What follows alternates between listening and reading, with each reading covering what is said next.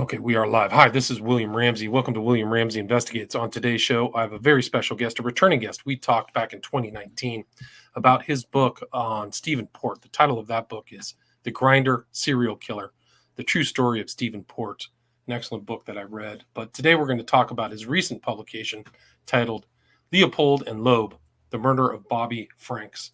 And this book is part of a series on killer queens, but Alan's published many books and has been very busy. So he had some recent publications. One is Doomsday Cults, The Devil's Hostages, also Hannibal the Cannibal, The True Story of Robert Maudsley. Those are both 2020. Also The Killing Game, True Story of Rodney Alcala, 2018. Deadly Betrayal, This True Story of Jennifer Pan, Daughter from Hell, and many other titles. So you can check out all those titles on Amazon. And he is also the host and producer of the popular NBC News Talk radio show titled House of Mystery, which reviews true crime, history, science, religion, paranormal mysteries that we live with every day. And it's from a darker comedic logical perspective. He's interviewed guests such as Robert Kennedy Jr., F. Lee Bailey, Aphrodite Jones, Marcia Clark, Nancy Grace, Dan Abrams, and Jesse Ventura. The show is based in Seattle on KKNW 1150 AM and syndicated on the NBC network throughout the United States, including on KCAA 106.5 FM Los Angeles, Riverside, Palm Springs, as well as in Utah, New Mexico, and Arizona. And Alan's website is alanrwarren.com. But again, we're going to talk about this book. I'd heard about this case, but he goes into great detail about it. So it's really a fascinating book. Again, the title of the book is Leopold and Loeb, Murder of Bobby Franks. So Alan R. Warren, thank you for coming on the show. Well, thank you. I appreciate being here. Awesome. Well, thanks for coming back. For people who didn't hear our earlier interview, may not have known your background, can you add to what I talked about, some of the books you've written? You've been busy recently, and then what led you to write this book, Leopold and Loeb? Yeah, I've always got cases going on. I think I probably had this one and The Butcher of Hanover a couple of years ago when I was doing the Grinder serial killer. And it just takes a while to get the documents or the items or get a hold of people that have information that you need to use. So that's why, I've got things going. So yeah, both those books are out. The Butcher just came out as well. Gotcha. So yeah, I've got that, and I've got a paranormal book coming up, which I'm just finishing off as well. Do you have a title for that? It's just going to be the paranormal interviews. Gotcha. I believe that's all it's going to be called, and it's just kind of covering all bases of the paranormal that I've come across in the last, let's say, 20 years. Gotcha. And that's also from your interviews on your show, is that correct? Yeah, that's primarily the interviews on the show, and a few of them, it's a few extras where I've got interviews that were not live, but I made part of the book. Gotcha. And so that's coming out soon. So you have this other one, Butcher of Hanover, Fritz Harman. I mean, can you talk about kind of the background of this story? It was the crime of the century, right? The Leopold and Loeb crime. Can you talk a little bit about these characters and their background? Yeah, it became kind of the crime of the century. They were both from, well-to-do families. One of them was the Sears family, so there was some good, they were in a good position. They were well educated. They were both smart. Leopold's probably smarter or better, let's say better at attending school and learning and applying himself. Loeb tended to be a little bit freer and didn't care as much about his education. That's kind of how I would see it, because he would miss a lot of classes and he would go out and party, and so he wasn't as regimented, you might say. Gotcha. But both kids were well off, smart, healthy, and active, and they kind of had a weird relationship, because they sort of were together as a couple, but not really. And that's a really difficult thing to say. They were lovers, but not in a typical fashion that you would see in a couple. Like Leopold was fascinated with Loeb and wanted to be in a relationship with him. But Loeb would go out with females and tended not to be interested in a relationship according to himself. But yet he would get involved in it if he could get Leopold to do different things for him. So it was a really unusual situation. So I found that to be something I wanted to pursue. And that's sort of, and even the Fritz Harman book, both of them had unusual relationships that I don't blame on the crimes per se, but they're part of the reason why the crimes were committed.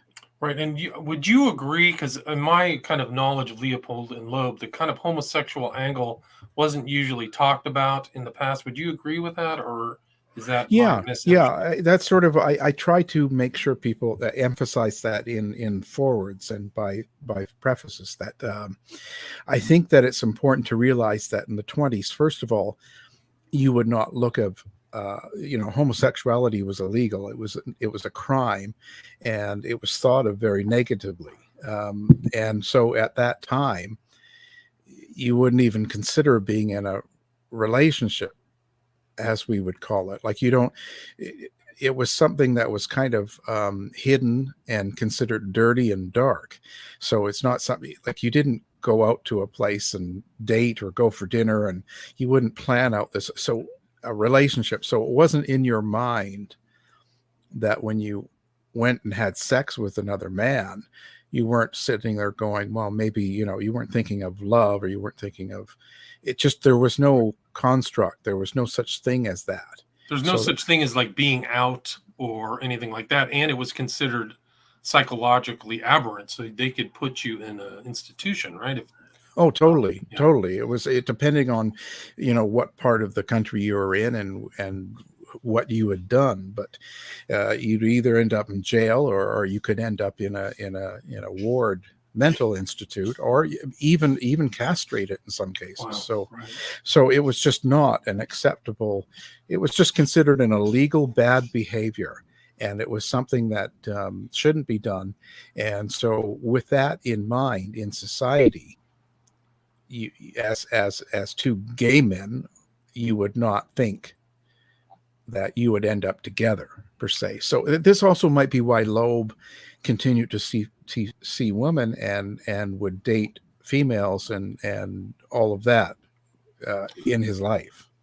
Right. So they had kind of different sensibilities, and one was very much influenced by Nietzsche. Can you talk about that influence and how it influenced their relationship? Yeah, Leopold really brought Nietzsche in, and Nietzscheism is just kind of a how do you say it without getting too detailed? It's really kind of a philosophy by a philosopher named Nietzsche that kind of considered above people. You were different. There was different.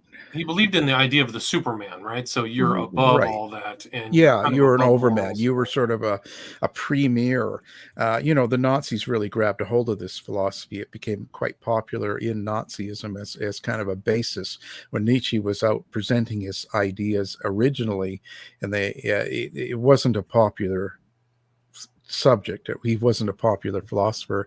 It wasn't until the Nazism came in that they kind of grabbed it, and they went with that. But the idea of you were a superior being, and so being that overman or superior being, you would not or could not be held accountable for things you did to people that were not of that same quality, let's say. So you're this Superman, so to speak, and you do something to someone that isn't. It's like almost like I don't want to say hurting an animal, but in the mindset, it's like you're sort of doing something to someone that doesn't really matter. Right. So and that mentality was there in their relationships, and they had kind of a slave master sensibility, right? Wasn't Leopold kind of in his ideation wanting to be somebody's want to be dominated? Would you agree with that? Yeah, and that was considered in some of the psych reports at the time. Um, they considered him to be a person that was, he had this fantasy of serving a king or an overlord or somebody that was important, and he wanted to be very important to that person. He wanted to be the servant, or you say the slave, and he had that, and that was thrown around a lot. But I also say, and I hope people pick this out, that Leopold eventually became the person that was kind of controlling and setting up a lot of the situation. And I know I've already had backlash on this and a few issues with some people about this, but the reality was he was starting to set up what they did, when they did it, and where they did it. It was like he was conducting their relationship. So almost he knew what he was getting out of it, so he would set it up, so to speak. Right, and they were kind of petty before this event happened, the big event. They were kind of petty burglars doing adventures, kind of illegal adventures together, right? Stealing stuff and things like that. Yeah, Loeb had this fantasy, and again, it's talked about in some of his psych reports about what this was. But in essence, he really wanted to commit crimes. He wanted to do things that were bad, and he did. And they were small. You're right. It was petty thieving and stealing and small fires and just mischief. Nothing of large magnitude here. It was just a mischief sort of thing. And he was turned on by it. He was turned on by doing it. And so eventually, they were doing these small things together. And Leopold was offered a chance to have sex with Loeb every time they did this. And the bigger the crime, so to speak, or the more of a turn on for Loeb that this crime was, the better and the more, I don't want to say the better or the bigger the amount of sex that they would have. And that was kind of what was offered to him. So it was in trade. And so they both were fulfilling a fantasy by doing these crimes. Right, so it was like building up to something that, and they were right. One was Loeb was the one whose dad was the vice president of Sears Roebuck, which at the time was very well off. So they're both very rich, very intelligent. I think they both graduated from high school early. People were saying I think Leopold was set to be a Supreme Court justice or something like that. Like they Well, had, yeah. yeah.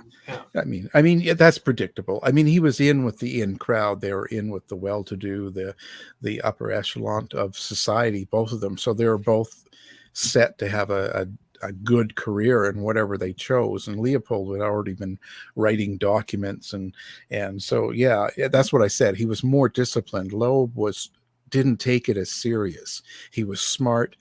He had the money and he had the ability, but a lot of times he squandered it. He wasn't disciplined in his behavior, so it didn't show as well. But they both probably would have done really well in life if they hadn't gone down this path. Right. So they started like having this fantasies. They ended up at what? The University of Michigan. That's where they kind of started plotting this whole thing, right? 1920, something like that. Yeah, they started putting it together.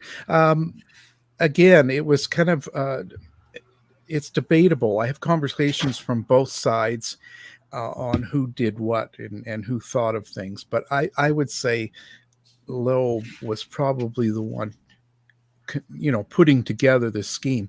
You see, because like anything, when we do something and it gives you a thrill, then you want to do it again, and then you want to do more of it and something bigger. And this is the same sort of thing that they were doing. So eventually, theft and burglary and small fires and stuff were not enough of a thrill for Loeb.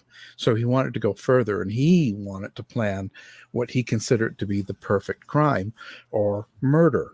And so that was kind of his idea. So he was doing a lot of plotting that way. Leopold was very bored with this. He knew that this was going to give him what he wanted, the ultimate pleasure of having sexual relations with Leo, but he found it very tedious and very boring, and he would go along with it. But after a while, you start to see he was just kind of like, oh, geez, you know. So that's why I said he started actually initiating things. He actually started kind of creating events that they were going to do so that he could get it to move along. So it was kind of the perfect combination with the two of them. So yeah, they're kind of playing off of each other. And how does this crime kind of develop, and what happens next? Well, the idea was to kill someone, and it didn't matter who. This is another very important part of this case, is because when you quite often when you look at murders and there's sexual behavior, let's say, like especially when it was homosexuality back then, or even right up into the 70s, 80s, even now, people will automatically associate it as a sexual crime. There was a sexual reason, or if not that, then it's a personal reason, right? These people, there was no, they didn't care who it was. They didn't want to have sex with the body. They didn't have an intention to get someone who they didn't like, or it wasn't a typical style of murder. It was just the fact that they wanted to do it, and they would both get something out of it. So the idea was to find someone and to kill them. That was the basic plot. Right. And so it's set in this kind of thing where they're wealthy, they're intelligent, one of them has this Nietzschean idea, which is kind of strange because I think they're both Jewish. So yeah, right. Yeah, they're both Jewish. Not only that, Leopold had this a real like for Hitler. You know, when Hitler was placed in prison for the coup attempt, what was that, in the 1920, I believe, for 5 years, he was really upset with this. This really bothered him, and we see that in some of his writings and some of it. So he actually, it's strange to think that he was involved in sort of supporting that kind of concept. Meanwhile, he was Jewish and gay. Yeah, really strange. And so they also I think you wrote in your book, like they were going through a selection process, and I think one of them selected one of their siblings. Like he could have been a victim, right? Yeah, there was a few, but it just wasn't going to be right, because they wanted to, at the same time, make some cash out of this, and they wanted it to be, especially Loeb, he really wanted it to be something that made the headlines. He wanted it to be talked about all across the country or even the world. So it had to be someone. It couldn't have been the family members. It wasn't going to work out that way. Right. So there was. So they really plotted it. They wanted to get some ransom money from somebody. So they really thought that they had a foolproof plan. Would you agree with that? Oh yeah, in their mind they did, and you know, for a lot of it probably was fairly solid in their planning. It's just a, like anything, but you're dealing with humans. There's going to be mistakes made, and you're also dealing in the public, so you never know who's where and what and when things are going to be found. And there was a lot of variables that they left open, but it was a very good plan. And so what did they do? I mean, what happened? It was, I think the day Bobby Franks was May 21st, 1924 is when the murder took place, right? Yeah, they right. And so they went out looking. The idea was to, you know, so they rented a car and paid cash for it. And so that they wouldn't use one of their own cars, you know, that type of thing, which is smart. And that's very detailed, because they would, back then, they would go to the car rental place, and they were setting up under a fake name, some sort of, you might say credit, because back then there was no credit cards. What you did was you would have a residence, and then you would rent something in cash, and then you would set up letters being sent to you and all this. It's just sort of some sort of references for you. And so they kind of did this, and it explains that kind of in the book. So it was thought out well, and it was a good idea. But again, there was some mistakes made. things they didn't plan on. I guess that's probably the best way. So yeah, they went out cruising in this rented car, and they looked for hours, and they just couldn't. They weren't finding the right person. They were. Yeah, so it took them a couple of hours, and eventually, when they were watching a baseball game, they saw Bobby Franks walking away from it. I mean, the game was over, and he was walking by himself, and he was an umpire there, I believe, at the game. And so they went out, and so they cruised him a few times. Eventually, stopped, talked to him, and Franks knew who they were. He knew, they knew. Loeb knew him. They had been neighbors. They weren't lived too far away, and some of the parents and uncles and aunts had played tennis. And there's some story that they were cousins and stuff, but legally they were not cousins. That's all over the place, but they considered themselves cousins. It was kind of like best friend parents that have kids, Oh. So anyway, they got him to get into the car eventually. I kind of go through all that, take him for a ride, and then they kill him. They kill him and dump him in a culvert. One of the kind of unusual things was that they poured acid on his genitals and on his face and hands, trying to make the body unrecognizable, I guess, to make it harder to identify them, and to identify the body. Right. So they're definitely thinking about it, trying to cover it up. It's a random crime. It binds them together. They get a charge out of it. So it's yeah, it worked. Actually, it was a thrill. When it talked about their sexual relationship, and after it, they were thrilled by it. They couldn't be more excited, especially Leopold, which made Leopold excited because he was going to get to have sex with them. It's kind of crazy how far they would go just to fulfill their own pleasure, so to speak, not really be concerned about taking a boy's life. So it's kind of crazy, but you see so they did plan it all out, but again, it falls apart because someone found the body faster than they wanted them to be found, right? And that caused a problem. And then they were spotted as well. The plan about having the father throw the ransom off the train. So there was mistakes made, and they eventually got caught. right. Wasn't their idea was that they sent a letter under a fake name to somebody, right? A ransom note under a fake name, and you'll get your boy back if you send $12,000, which is a lot of money back then, right? Oh yeah. That's true. That's what I mean. They used the whole fake name, and they talked to the mother, and they had it all worked out, and the details are in there, and it's very, very well. Like I said, they really thought about this. It wasn't, but the mistake was, again, the body was found that same evening, which was way too soon, and then they identified him quicker than they wanted, and the ransom money too. So there was all these little mistakes, or happenstance, I guess, things that just happened that they didn't plan, because it's really hard to plan out other humans' behaviors around this. Right. So their so-called foolproof plan fell apart. What happened next?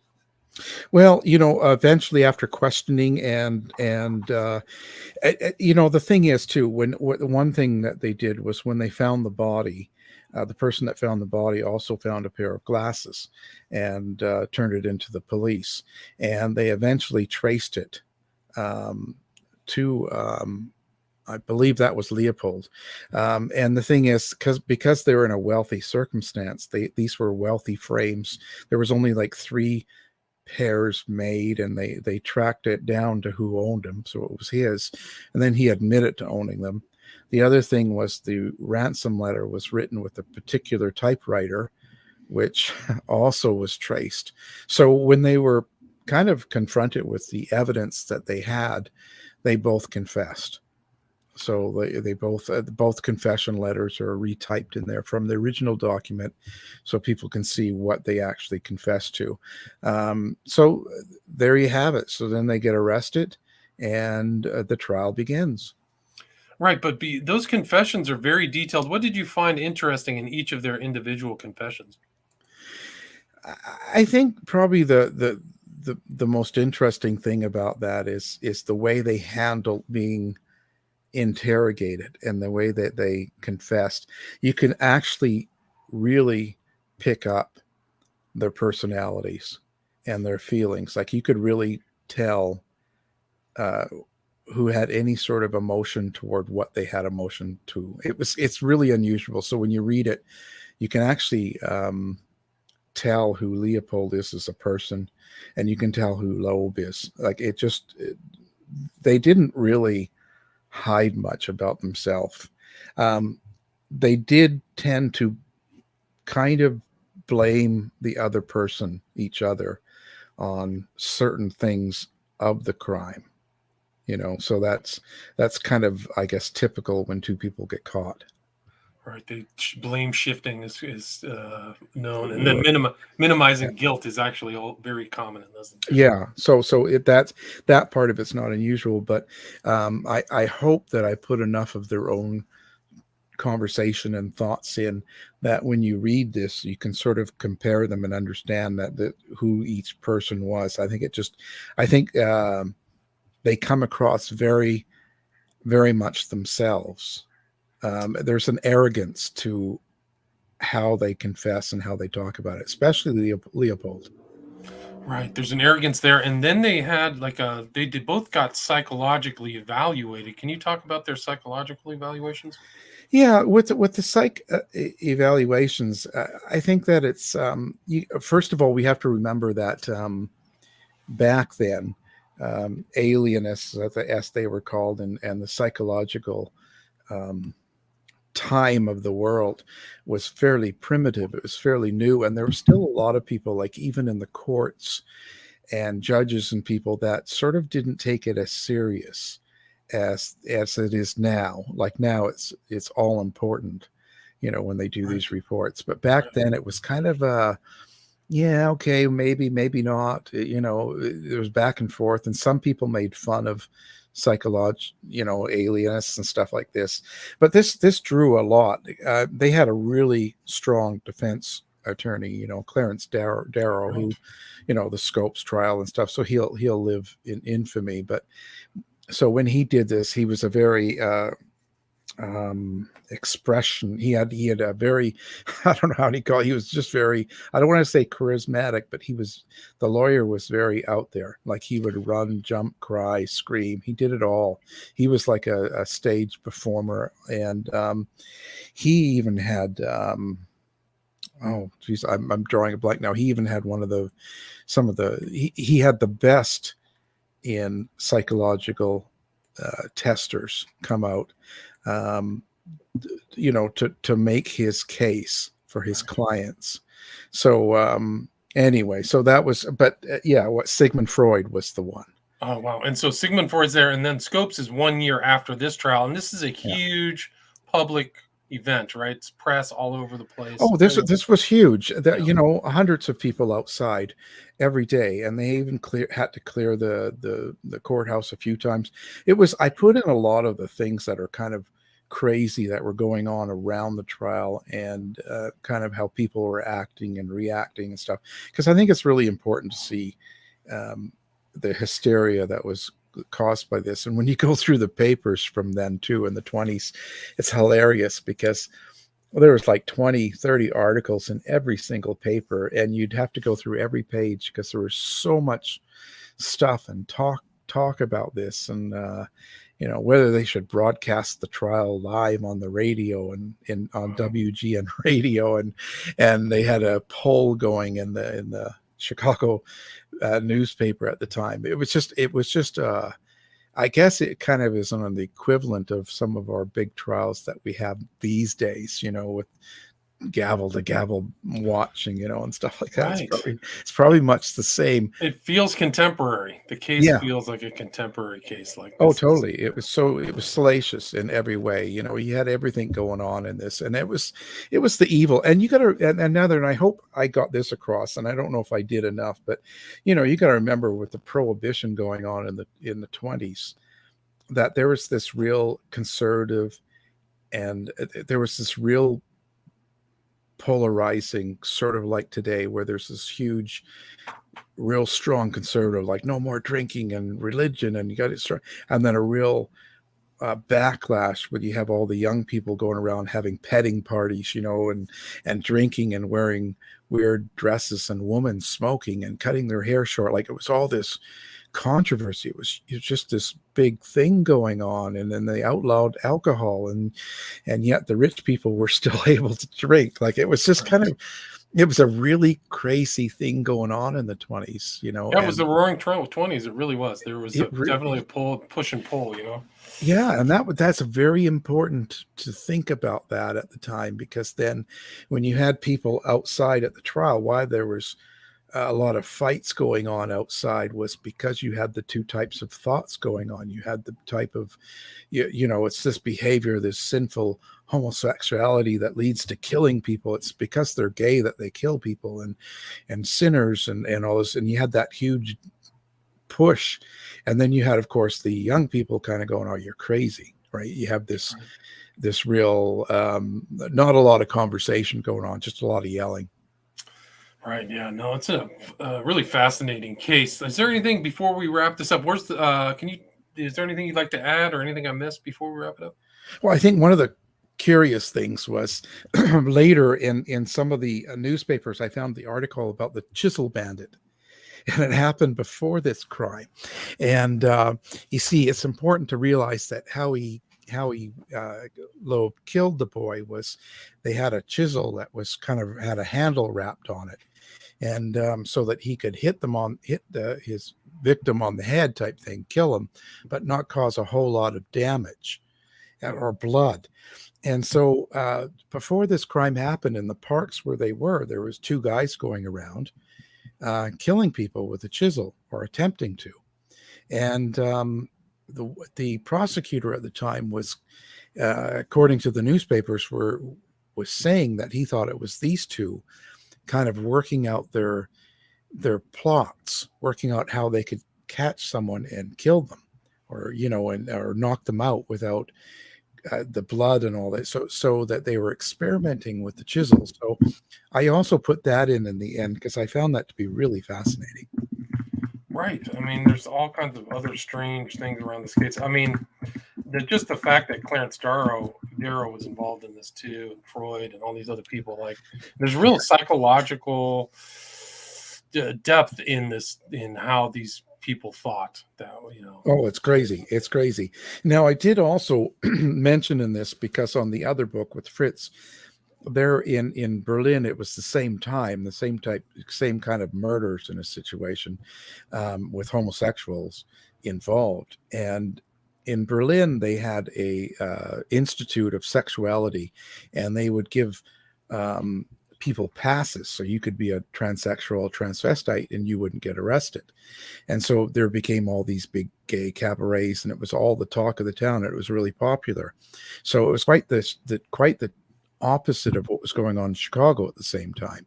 But what ties them is, one of the doctors in that institute went to Chicago and started the first gay protection group, Hmm. and it was involved in this to an extent. But of course, they didn't have the same feeling in Chicago as they did in Berlin. Like, it wasn't a party atmosphere for them, and gay sex and all that was still awful, and a crime, and put them in jail. It was still very, very disliked in Chicago, whereas in Berlin it was kind of a festive thing. Interesting. That's interesting. Yeah. So it's still furtive in the States, but in Berlin, more It was a sensitive. party. It's crazy because the atmosphere was so different. Everybody in across the country were going to see these drag shows and going to these gay clubs because it was fascinating and they loved it. It was like the stars all went. Everybody that was everyone was going. It was kind of like in fashion. And meanwhile, in the Chicago, it's completely opposite. So the books go together in that sense because it shows you the different atmospheres in each city's society and how it gets treated in the law. Like it's interesting because it's the exact same time period. Right, that is interesting. And how do you what's the best place or best means to obtain this book, Leopold and Loeb? Well, right now it's on Amazon and it's in paperback, hardcover now, and ebook, and so's the other book. They're both out, and they're both going to be available in stores. It's already put through with Ingram Spark, so it will be available in all stores. It got Amazon first. Gotcha. Well, congratulations. And the best way to contact you if somebody wants to reach out is www.alanrwarren.com, correct? Yeah, for sure. The website's always the best because it has all of the social media, has the radio show, it has all the books, it has everything to do with that. If it has anything to do with me, it's on there. Right. So you have all your other books, which I did not list. There are many, like 2 or 3 pages on Amazon alone. So tons of authorship there, tons of books you Yeah. can look into, true crime, and then you have a new paranormal book coming out soon, right? Yeah, the paranormal book should be out. Before Christmas, it should be out. It's in edit process, so if all things go well, it should be out within 2 weeks. Excellent. Well, that would make a good Christmas present for somebody out there. They can go check it out. Again, the author's name is Alan R. Warren. Title of the book is Leopold and Loeb, Murder of Bobby Franks. Thanks so much for your time. Oh, thank you. All right, take care. Stay there. Stay there.